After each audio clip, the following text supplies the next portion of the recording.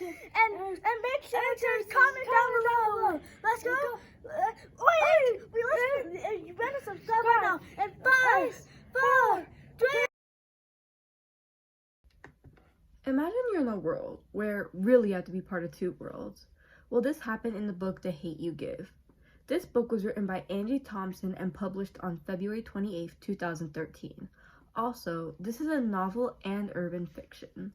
I chose this book because although racism is talked about, people don't know what it's like to experience it. The book is about a 16-year-old girl named Star who witnessed both of her best friends get shot.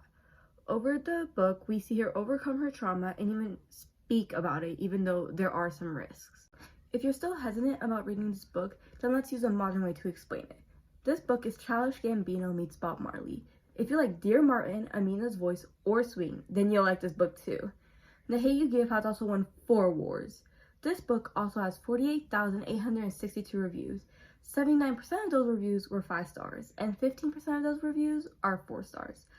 Some reviews left on this book are: over the book, there were a lot of emotional and surprising plot twists. One example of an emotional twist was chapter 24, when Officer 115 is found not guilty for the death of Kali.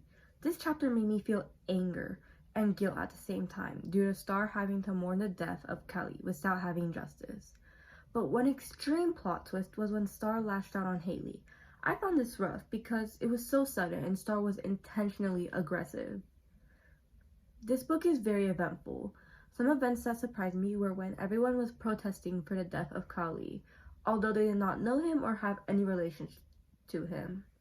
Some triggering things about this book are guns, cursing, slurs, violence, drugs, gang violence, and drinking. Even though there are some violent themes in the book, the characters made the story in the beginning, which made me want to keep reading. Although a small character, I think Chris, Star's boyfriend, had the best character development because he started to understand Star's situation better and even helped for protesting. Something I learned from this book is that the grass isn't always greener on the other side. While looking for critiques about the book, I read on Goodreads.com by Vanna.